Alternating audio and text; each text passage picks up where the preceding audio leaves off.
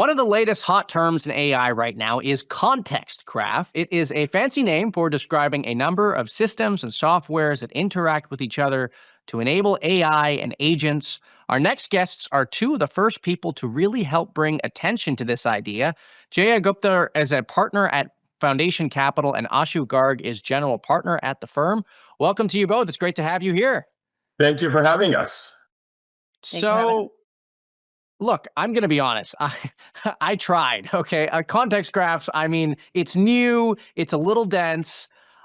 Jaya, maybe I'll. You were the one that wrote the blog post, so maybe I'll give you the first crack at this. Can you explain it to me as if I was a person that was not in tech?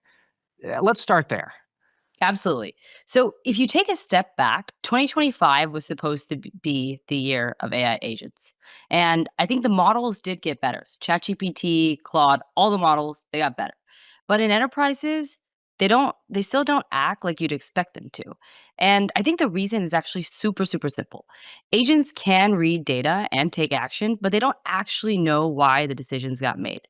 And that reasoning is what we call decision traces. They're scattered across different tools, they're buried in Slack, they sometimes don't even get recorded at all. And so we believe that the winners will be the companies that capture those decision traces and turn them into context graphs. So the way that I'm thinking about this, and I'm asking here, okay, I'm not declaring that this is the way it is, but you've got the agents, you've got the systems of record, which I think is a fancy way of saying this is where the data is kept. Is the right way to think about a context graph the software that connects the agents to all these databases in a more efficient way and allows them to pull on data better? Is that the idea, Jaya?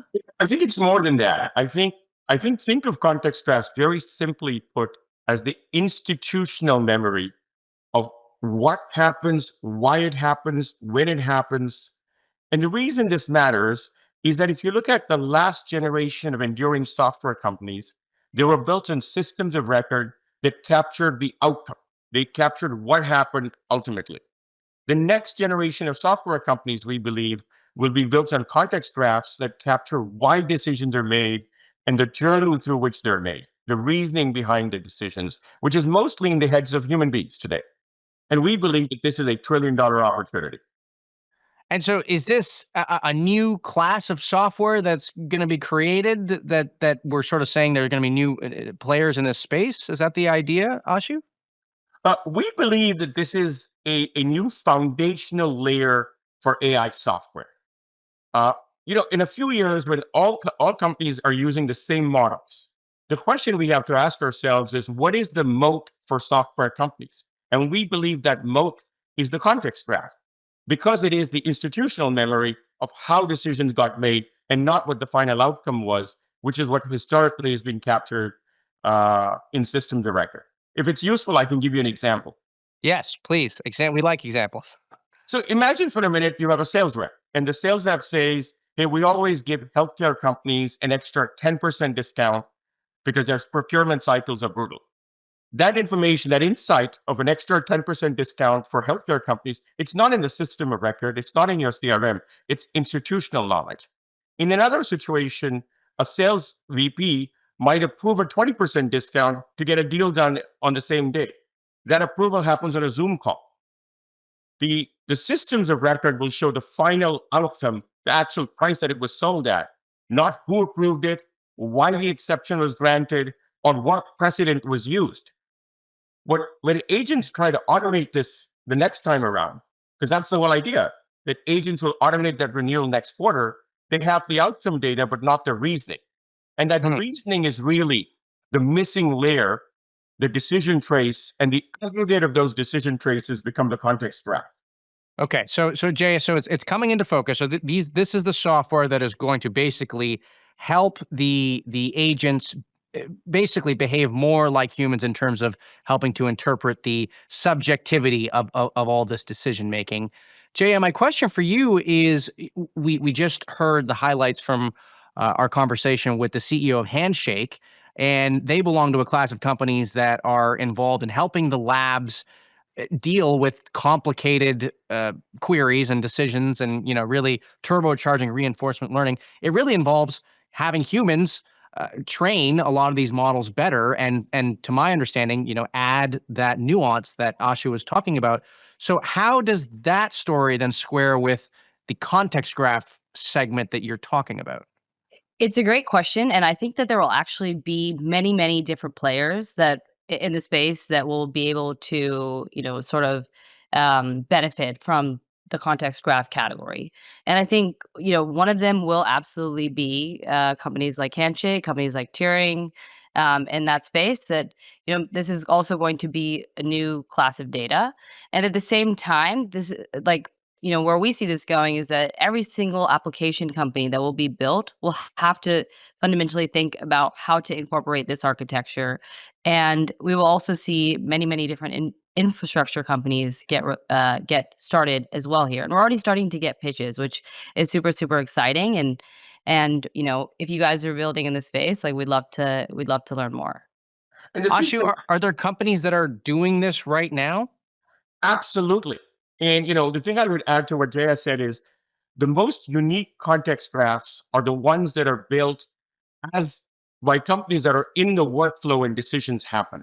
You can't capture these decision traces after the fact. And so I'll give you an example of a company. I have a portfolio company where both Jay and I work very closely called Tessera. And the founder, Kabir Nagricha, is a 21-year-old PhD. We met him before he had a team, before he had a product, and his mission was to automate SAP migrations. And we kept asking him, what becomes defensible when your competitors have access to the same models? And it was that series of conversations that led us to our thesis around decision tracing and context graphs. And But are companies like I'm thinking of companies like Glean and Atlassian, are they doing this? So actually not. The in order to have a context graph, you have to be in the workflow of these decisions. We believe these systems of agents like Tessera, Maximor, and many others in our portfolio, Player Zero is doing this for software that actually capture these decisions as they happen. What we call in the right path, as the decisions flow through the organization. Those are the companies that are best positioned today. Now, that doesn't mean other companies can't get there. And Glean's an amazing company with a lot of strengths, but they're not naturally in the right path today.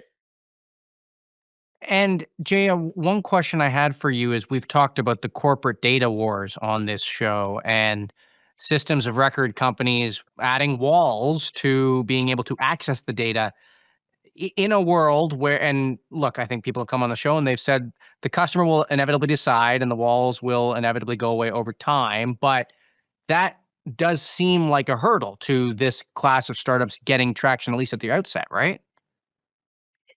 So I think it's right, but I think as you rightly pointed out, and I bet other people on the show is that the customers at the end of the day are the ones who can speak up and who are already starting to speak up and can say, hey, like we need access to this thing for this sort of application. And so yeah, so I think that at the end of the day, like the customers have the power here. Plus, it's getting easier to access this data.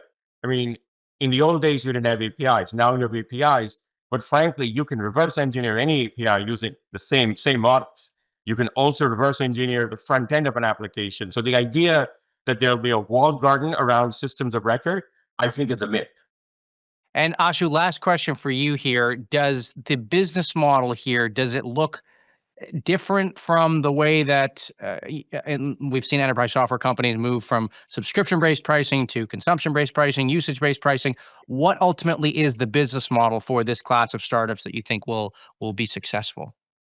The common theme around this class of startups is they're automating services that are done typically by white collar individuals.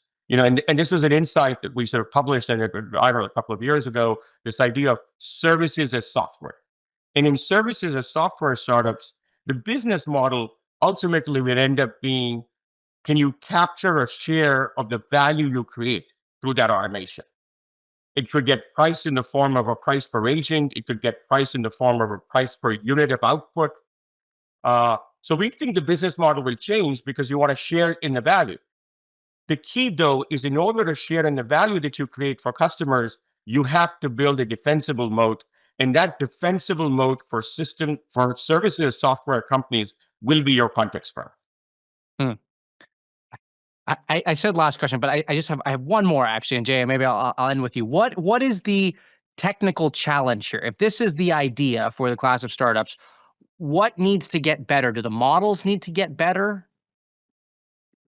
It's a good question. I think the technical challenge will also be it will actually be the opportunity for most startups. And I think the bottleneck for enterprise AI is not actually going to be intelligence. I think there's a lot of talk about doing work for centuries, but I can't think about the last time I did a task that took more than, that wasn't more than a week.